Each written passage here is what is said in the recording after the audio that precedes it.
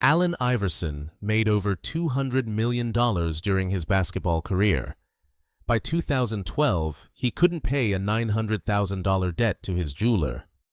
On the surface, this looks like every other cautionary tale about athletes and money. Gambling, partying, bad investments. The usual story about someone who had it all and threw it away. But I've been digging into the court documents, the financial records, the timeline of what actually happened.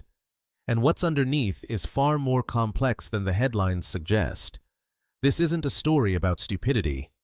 It's a story about loyalty, about a promise made in the projects of Hampton, Virginia, that followed Allen Iverson to every city, every contract, every dollar he ever earned, and in America. Loyalty without boundaries will destroy you. The answer had no answer for the one question that mattered. How do you say no to the people who believed in you first? This is the dark reality of Allen Iverson's financial collapse. Allen Iverson grew up in Hampton, Virginia, in the kind of poverty that doesn't just shape you, it defines every decision you'll ever make. His mother, Ann Iverson, was 15 years old when she had him, single, no father in the picture. They lived in public housing, moved constantly, survived on whatever they could piece together. Hampton in the 1980s and 90s wasn't just poor, it was forgotten. The kind of place where the rest of America didn't look unless something went wrong. But here's what poverty does when you're a kid. It teaches you who your people are. Allen's crew wasn't just friends, they were survival. The kids from the neighborhood who had nothing, same as him. They looked out for each other because no one else would. Shared meals when there was food, shared clothes, shared dreams that felt impossible from where they stood. Us versus the world wasn't a mentality they chose. It was reality. And Allen Iverson was special. Everyone in Hampton could see it. The way he moved on a basketball court. On a football field, it didn't matter what sport. He was fast, fearless, electric. By high school, he was a legend, not just in Hampton, statewide, national attention. This kid from the projects who might actually make it out, that might, became a lot more complicated in February 1993. Allen Iverson was 17 years old when he walked into that bowling alley. The details of what happened that night at Circle Lanes are still disputed. What's confirmed? A brawl broke out between black teenagers and white patrons. Chairs thrown, people injured. Police arrived. And when the arrests came, Allen Iverson's name was at the top of the list. He was charged with maiming by mob, a charge that carries serious weight in Virginia. The trial became a media spectacle. Racial tensions were already high in Hampton. This case poured gasoline on everything. Allen maintained his innocence. Witnesses were unreliable. Video footage was grainy, inconclusive, but the jury convicted him anyway. 15 years in prison for a 17-year-old kid whose only real crime, in the eyes of many in Hampton, was being talented and black in the wrong place at the wrong time. He served 4 months before Virginia's governor granted conditional clemency. 4 months that could have ended everything. But here's what happened instead. Hampton rallied. His community didn't abandon him. They showed up to court. They wrote letters. They protested. When the world saw a criminal, Hampton saw their son. When the media wrote him off, Hampton doubled down. That loyalty, that belief from Hampton. When the world turned its back, Allen Iverson would spend the rest of his life trying to repay it, every single dollar of it. Georgetown University head coach John Thompson made Allen Iverson a deal. Thompson was one of the most respected figures in college basketball, a black coach who used his platform to fight for his players, to protect them from a system that wanted to exploit their talent and discard them. when he offered Allen a scholarship with conditions: stay out of trouble, focus on school, prove the doubters wrong. It wasn't just about basketball.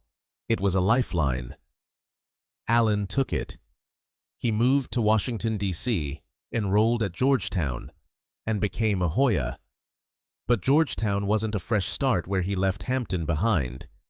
It became an extension of that same loyalty structure. The crew came with him, not physically at first, but in spirit, in phone calls, in promises. "When I make it to the NBA," Allen would say, "we all make it." And everyone believed him. At Georgetown, Allen Iverson was sensational. Small for a basketball player at 6 feet tall, but impossibly quick. Crossover dribble that broke ankles. Fearless driving to the basket against players half a foot taller. He carried Georgetown to the NCAA tournament, became a national star. By 1996, leaving early for the NBA draft wasn't a question.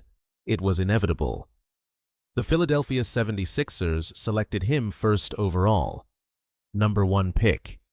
The top of the mountain. Allen Iverson. The kid from Hampton who served time at 17 was about to sign a contract worth millions of dollars.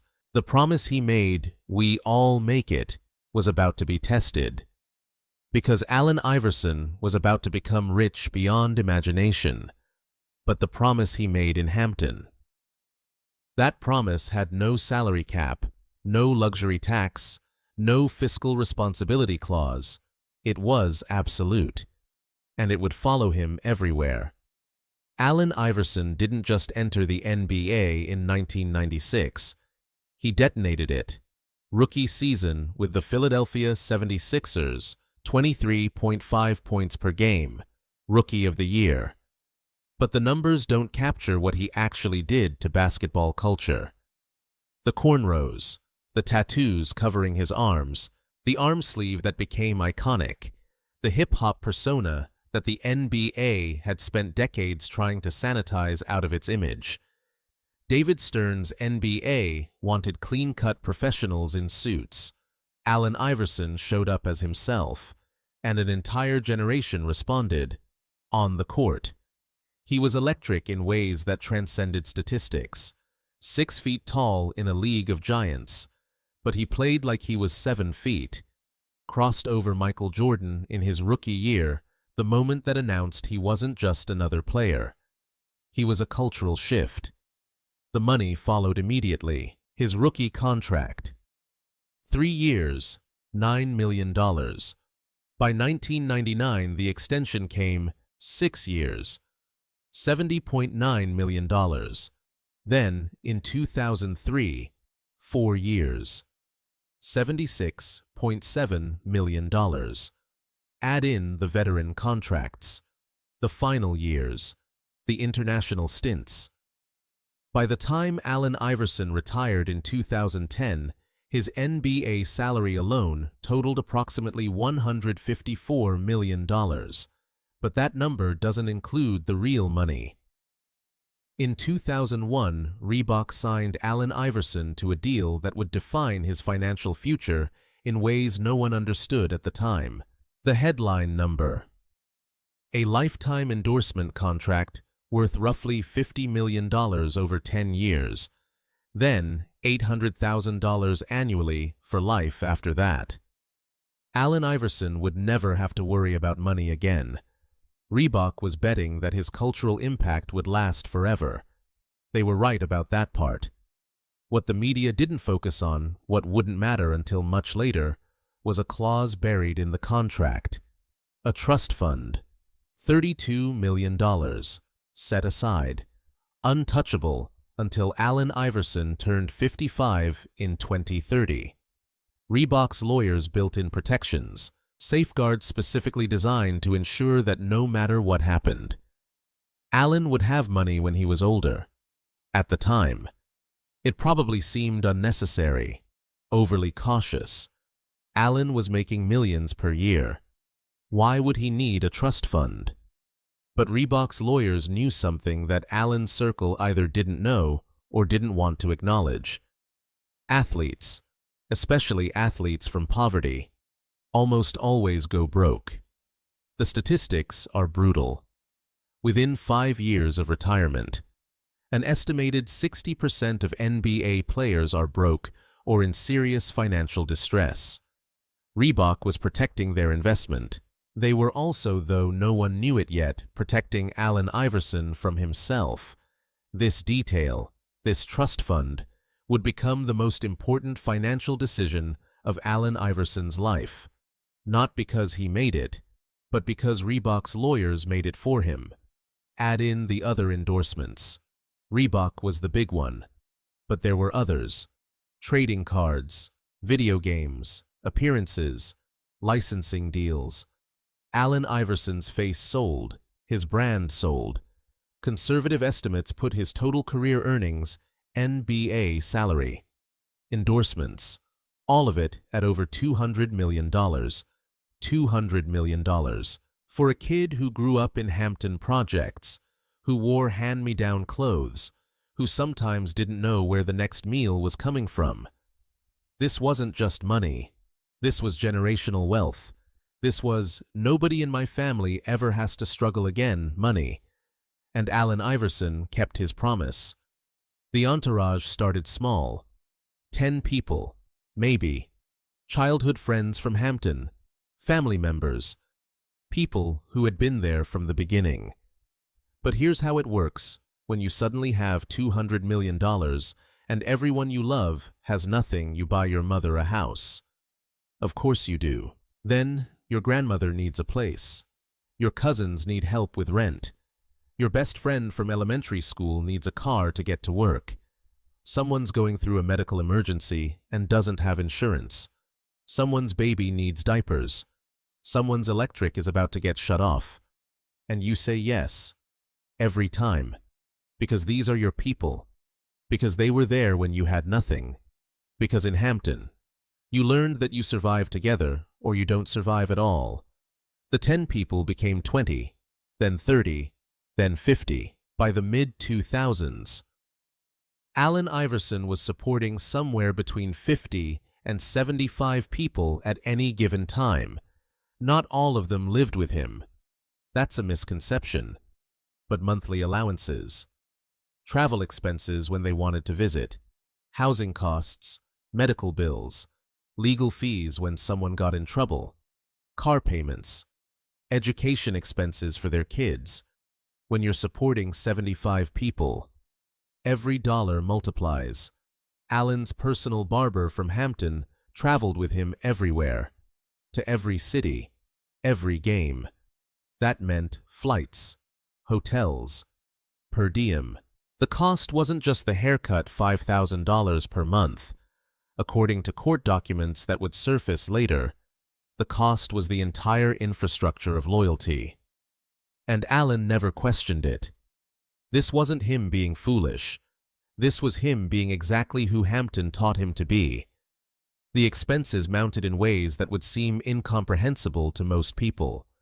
Court documents filed years later in Georgia would reveal the specifics. Monthly expenses that seemed impossible: $10,000 for clothing, $10,000 for restaurants, $10,000 for groceries, $3,000 for dry cleaning, up to $5,000 per month for haircuts. Total monthly burn rate, $360,000. That's $4.3 million per year, just on living expenses. But here's the thing people miss when they hear those numbers. This wasn't just Allen Iverson living large. This was Allen Iverson keeping a promise to 75 people. This was survival economics, from Hampton scaled up to NBA money. The math still didn't work, but the math was never the point. Allen also invested, tried to build businesses that would outlast basketball. He started a record label, Crew Jiggy Records, to give his friends careers in music, poured money into production, studio time, marketing. The label never produced a commercially successful track. He invested in other ventures, real estate deals that fell through, business partners who promised returns that never materialized. Some of it was bad luck. Some of it was bad advice. Some of it was people seeing an opportunity to take advantage of someone who didn't know how to say no. But here's what nobody understood about that Reebok deal. Hidden in the fine print was a clause that would save Allen Iverson's life. The question was whether he'd survive long enough to reach it. May 7th, 2002. Allen Iverson sat in front of a wall of microphones, visibly frustrated, and delivered what would become one of the most infamous press conferences in sports history. We're talking about practice, not a game, not a game, not a game. We're talking about practice. The clip went viral before viral was really a thing. ESPN played it on loop. Sports radio tore into him for days. The narrative crystallized instantly. Allen Iverson was lazy, entitled, didn't respect the game. Here was proof that all the concerns about his attitude, his refusal to conform, his resistance to authority here was the evidence everyone needed. But here's what they didn't report. 3 months earlier, Allen's best friend since childhood, Rahsaan Langford, had been shot and killed in their hometown. The friend everyone called Ra, one of the core members of that Hampton crew, dead at 28 years old. Allen was playing through the grief. He was also playing through injuries. A broken thumb that season. Bone bruises. The kind of physical damage that accumulates when you're 6 feet tall, throwing your body at players half a foot taller every single night. And he was supporting 50+ people financially while dealing with all of it. The practice rant wasn't about basketball. It was exhaustion. It was grief pouring out in the only moment he couldn't control it anymore. The media had been questioning his commitment to practice while his head coach had just been fired, while his friend was dead, while he was trying to hold everything together for everyone depending on him. "We're talking about practice" became a punchline, but it was actually a breaking point, and it showed something important. The world didn't understand what Allen Iverson was carrying. They saw the celebrity, the highlight reels, the commercial deals. They didn't see the weight. That misunderstanding would define how his financial collapse was covered a decade later. Around the same time, the practice rant was becoming a meme. Another narrative started circulating. Allen Iverson was losing millions in Atlantic City. The whispers started in gossip columns, then moved to sports blogs, then eventually to mainstream outlets. Stories about Allen hitting the casinos after games, high-stakes gambling, losses that supposedly ran into 7 figures. Some reports claimed $10 million. Others said more. The Atlantic City story became part of the Allen Iverson mythology. When people later asked, how did he go broke? The answer seemed obvious: gambling. But here's where we need to separate fact from rumor, because this matters. This is where the lazy narrative takes over and the truth gets buried. ESPN investigated. Multiple outlets requested financial records. And when Allen Iverson's finances finally became public through court documents in 2012, reporters went looking for the gambling losses everyone knew had happened. Court documents show debts, multiple 6-figure debts to various creditors by the late 2000s. Financial strain is absolutely evident. The pattern of overspending is undeniable. What the documents never specified: gambling. The debts were to jewelers, to business partners, to creditors from failed investments, not to casinos, not to bookies, not to Atlantic City establishments. Did Allen Iverson gamble? Almost certainly. There are enough witness accounts, enough photos of him at casinos, enough circumstantial evidence to say yes. He gambled.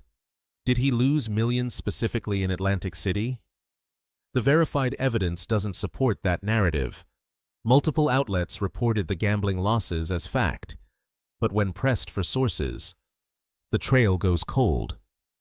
According to reports, citing other reports, citing anonymous sources, the game of telephone that turns rumor into accepted history. Here's the critical distinction: Allen Iverson didn't need to lose millions gambling to end up broke. The court documented $360,000 per month in expenses was already unsustainable. At that burn rate, even $200 million doesn't last forever. The math doesn't need a casino to destroy you. But the gambling narrative was easier. It fit the pattern people expected. It explained everything without requiring anyone to examine the system that created the problem. So that's the story that stuck. By 2006, people around Allen were starting to worry. Not publicly. Publicly, everything looked fine. He was still making all-star teams, still one of the highest-paid players in the league, still Allen Iverson. But privately, the people who actually looked at the numbers were sounding alarms. According to multiple reports, financial advisors attempted interventions. Friends who understood money tried to sit him down. The message was always the same. You need to cut people off. You can't support 75 people. The monthly expenses are unsustainable. Allen's response, by all accounts, was consistent. These people were there when I had nothing. It wasn't defiance. It was loyalty. The same loyalty that Hampton taught him. The same loyalty that kept him going when he was 17 and facing 15 years in prison. The same loyalty that was now, quietly, becoming a trap. Here's the psychology of it. When you grow up in poverty, when you make it out while everyone you love is still there, survivor's guilt isn't abstract. It's suffocating. Every dollar you spend on yourself feels like a betrayal. Every no feels like abandoning your people. And Allen Iverson couldn't say no. His jeweler, Aiden Ogun, would later tell reporters, "He had the biggest heart of anyone I ever met, but in this business, that will kill you." That quote, in 4 words, "that will kill you," proved prophetic. The interventions didn't work. The expenses didn't decrease. And the entourage didn't shrink. What did change Allen's contracts started getting smaller. By 2008, he was 33 years old, still talented, but aging in a league that moves fast. Philadelphia traded him. Denver traded him. Detroit signed him. Then let him go. The $20 million per year contracts were over. The offers that came were veteran minimum deals, prove-it contracts. His earning power was declining rapidly. But his expenses, still $360,000 per month. The math was becoming impossible, and everyone around him had an incentive to keep the machine running. Monthly allowances meant they needed Allen to keep earning. Business managers got paid percentages. Advisors took fees. Nobody had an incentive to tell him the truth he needed to hear.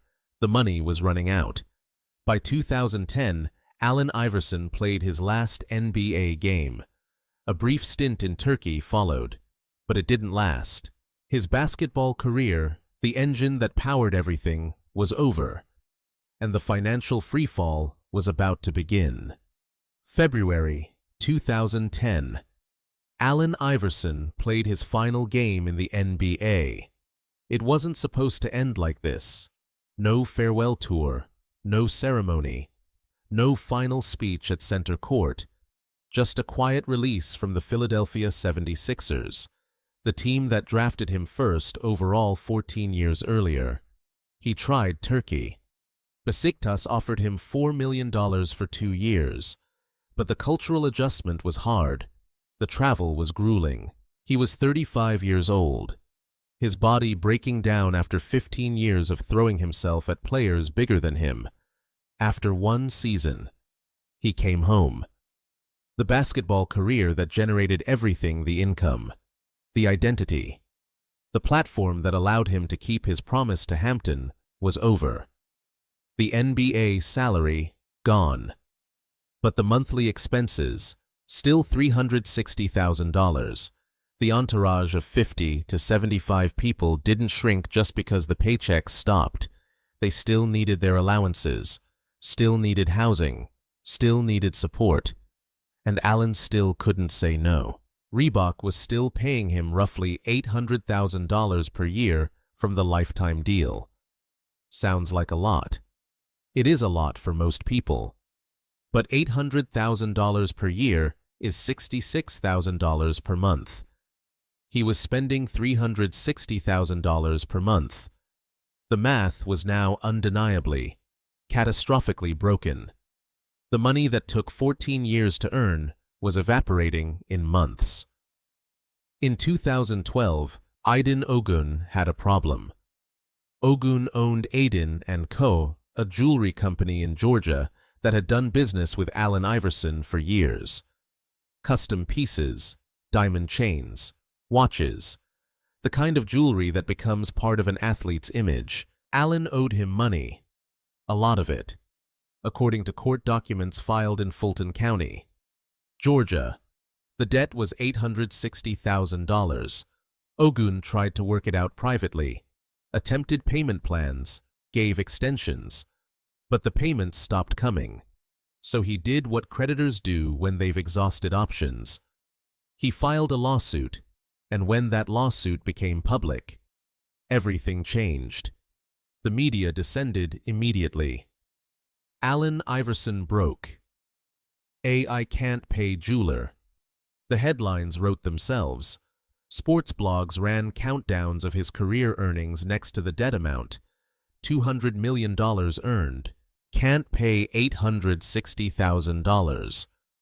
The narrative crystallized instantly. This was the cautionary tale. The athlete who made a fortune and threw it away.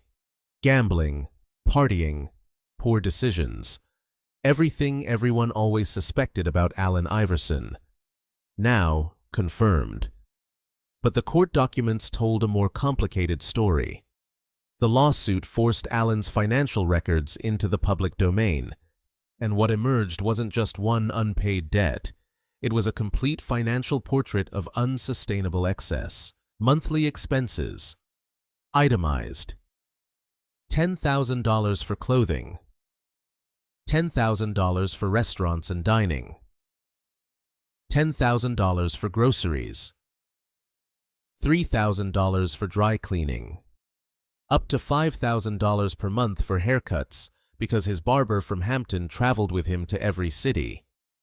Utilities, multiple properties, car payments for multiple vehicles, insurance premiums, travel expenses for the entourage. Total, more than $360,000 per month.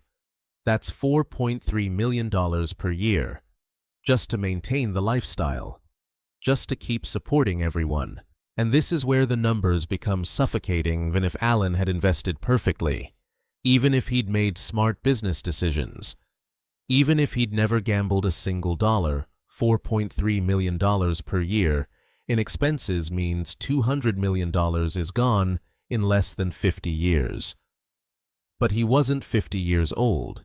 He retired at 35, and the expenses had been at that level for years, maybe a decade. The math had been impossible for a long time. The jeweler lawsuit just made it public. The media coverage was brutal. And here's where that practice rant from 2002 came back.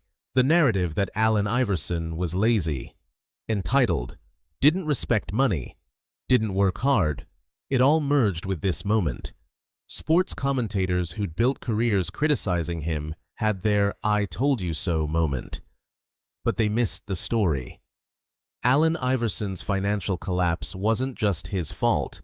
It was a systems failure at multiple levels. Failure number 1. The NBA in the early 2000s, when Allen entered the league. The NBA had no mandatory financial education for rookies. Players went from college poverty to multi-million-dollar contracts overnight with zero preparation. No classes on taxes, no guidance on investment, no warnings about the statistics that 60% of them would be broke within 5 years of retirement. The league benefited from players' spending. Every dollar an athlete spent on cars, jewelry, clothes, clubs, it fed the image, sold the brand. The NBA's entire marketing engine ran on the lifestyle. But when the money ran out, that was the player's problem. The NBA has improved since then. Mandatory financial literacy programs exist now. But for Allen's generation, they were learning by destroying their lives. Failure. Number 2. The advisors. Where were Allen's financial managers when the monthly expenses hit $360,000? Where were the accountants showing him projections? Where was anyone doing the basic math that should have triggered alarms years before the collapse? Court documents show Allen had financial advisors. He wasn't managing everything himself, so why wasn't anyone stopping this? The answer is uncomfortable. Everyone around him was getting paid. The managers took percentages, the advisors took fees, the entourage took allowances. Everyone had an incentive to keep the machine running. Nobody had an incentive to tell him the truth that might shut it down. This is unsustainable. The money will run out. It's easier to take your fee and let someone else be the bad guy. Failure number 3. The entourage. This is the most painful one to examine, because these weren't strangers. These were childhood friends, family members, people Allen loved, people who loved him back. But love and enabling often look identical until it's too late. The people Allen was supporting had to know, on some level, that $360,000 per month couldn't last forever. They had to see the career winding down. They had to understand that retirement meant the income stopped. But when someone's paying your rent, your car note, your children's expenses, confronting them about their own finances feels like biting the hand that feeds you. So you don't say anything. You keep accepting. You tell yourself it's fine because they're rich. They can afford it. It's not your responsibility to manage their money. And then, one day, the money stops, and you're gone. Because when Allen's finances collapsed, court documents and interviews suggest many of those 50 to 75 people simply disappeared. The monthly allowances stopped, and so did the loyalty. The friends he supported didn't protect him. They consumed him. June 2013. Allen's wife, Tawana, filed for divorce. They'd been together since high school. Hampton's sweethearts. She was there before the money, before the fame, before everything. They had 5 children together. The divorce filing cited irreconcilable differences, but court documents later revealed financial issues as a central factor. Allen couldn't maintain the child support and alimony payments the court mandated. The money simply wasn't there anymore. The same year, he was sued by a bank for over $300,000 in unpaid debts. The same year, reports surfaced that he'd fallen behind on rent for a home in Georgia. Allen Iverson, who once made $154 million in NBA salary alone, was now dodging bill collectors. Rock bottom wasn't a single moment. It was a slow, humiliating disintegration playing out in public while the world watched and judged. But here's what nobody knew yet.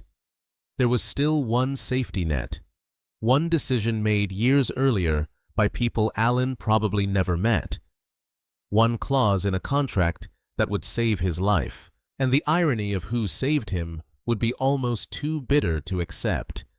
The hearing in Fulton County. Georgia wasn't supposed to be the moment everything changed.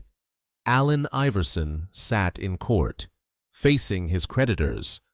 The jeweler was owed $860,000. Other debts were piling up.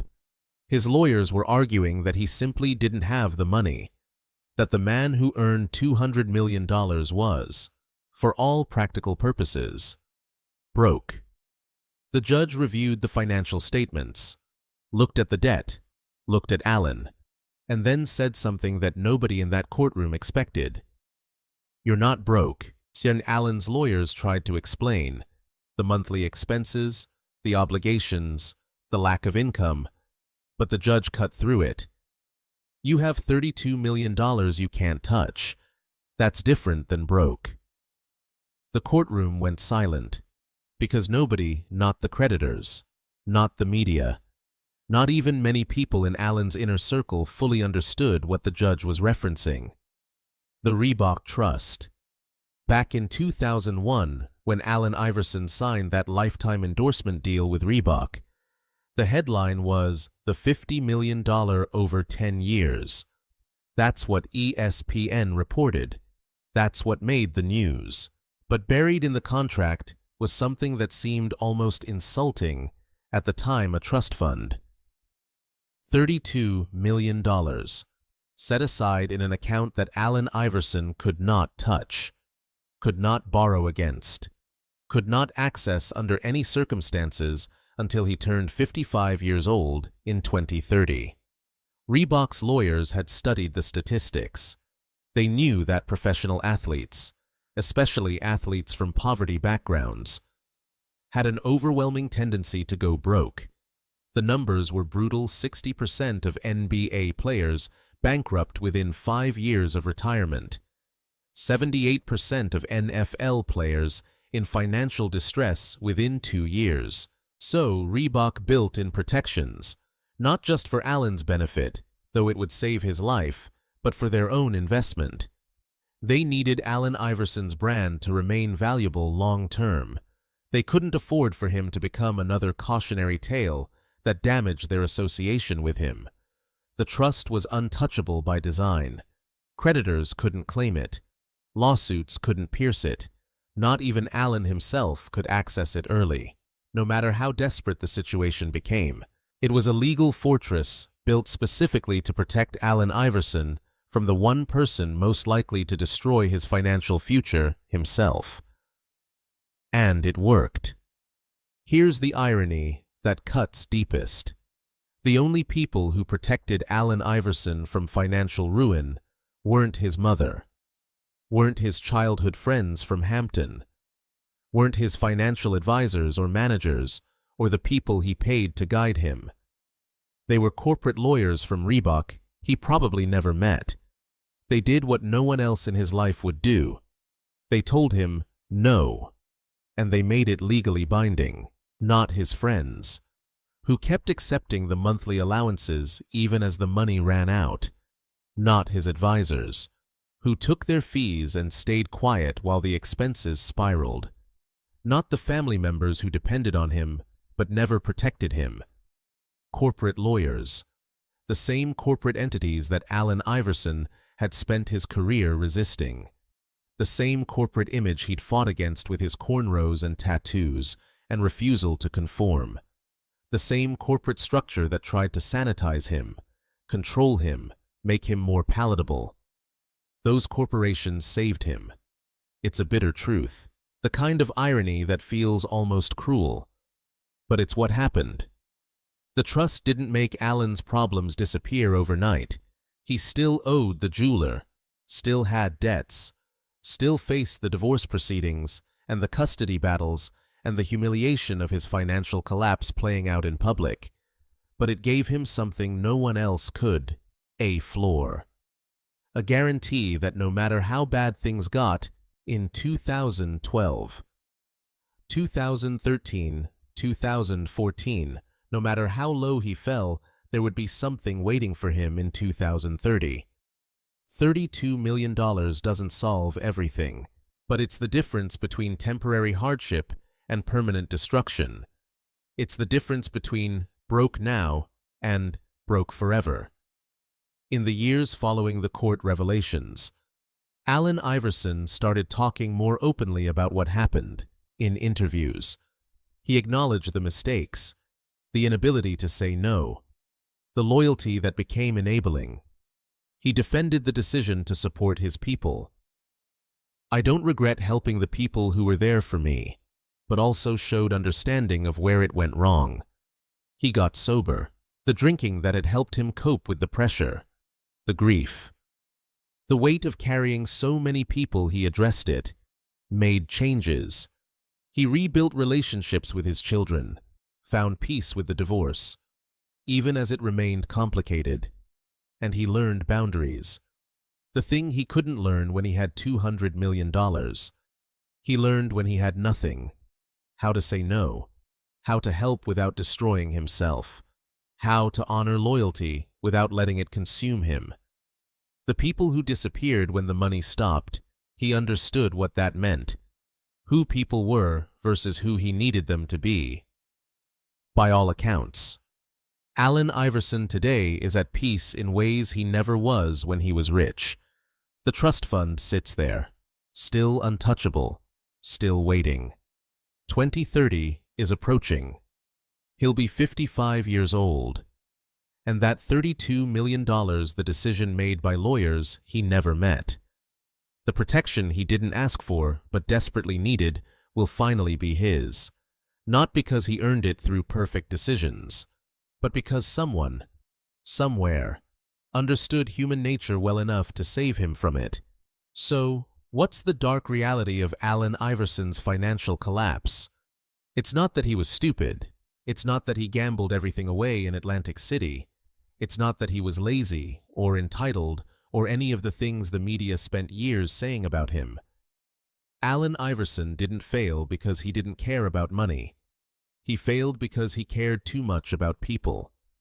The same loyalty that made him a hero in Hampton, the same loyalty that brought a community together when he was sentenced at 17. When the world turned its back, and Hampton doubled down, the same loyalty that defined who he was as a person. That made him beloved by an entire generation. That loyalty had no off switch, no budget, no limit, and in a system designed to exploit that loyalty, it destroyed him. This pattern repeats constantly in professional sports. An athlete from poverty signs a multi-million-dollar contract, brings their family, their friends, their entire community with them, and the financial obligations multiply faster than anyone can track. Within years, sometimes months, the money is gone. The statistics haven't changed much since Allen's era.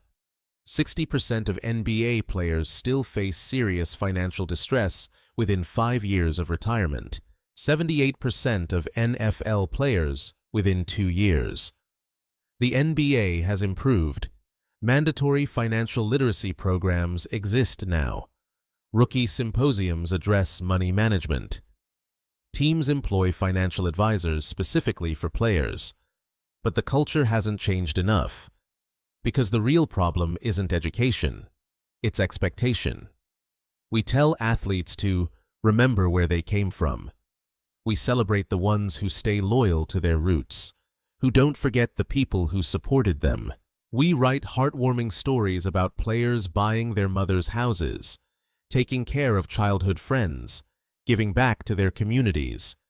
But then, when the money runs out, when the loyalty becomes unsustainable, when the math stops working, we call them stupid. We can't have it both ways. Allen Iverson is 49 years old now. That Reebok trust is still there, still untouchable, still waiting for 2030 when he turns 55. 6 more years. Then the $32 million becomes his. Not enough to undo everything that happened. Not enough to erase the humiliation of the collapse, the divorce, the public judgment, but enough to live on, enough to be okay. He's sober now, at peace with his past in ways that took years to reach. He still lives in Atlanta, still connected to his roots, but with boundaries now. The kind of boundaries that only come from learning the hardest way possible. He still loves Hampton, still maintains relationships with the people who actually stayed, still believes in loyalty, but loyalty that goes both ways now. And he's honest about what happened in interviews. He doesn't hide from it, doesn't make excuses, but also doesn't accept the simplistic narrative. "I helped the people who were there for me" exists alongside "I didn't know how to say no." Both things are true. This story matters, not as a cautionary tale about gambling, because that's not what happened, not as a morality play about excess, because that misses the point entirely, but as a mirror showing us what happens when America's contradictions collide. We worship wealth but provide no education for it. We celebrate loyalty but punish those who practice it without limits. We demand that people remember where they came from, then judge them when they can't afford to leave it behind. We create systems that exploit athletes from poverty, extract their talent, market their image, profit from their labor, and then walk away when the checks stop clearing. Allen Iverson remembered where he came from. Every day, every dollar, every person he supported. He kept his promise to Hampton, and it almost destroyed him. The only reason he survived was because a corporation he never fully trusted made a decision he didn't ask for, protecting him from the one force even the answer couldn't defeat his own loyalty. That's the dark reality, not stupidity, not recklessness, just love without limits in a world designed to exploit it.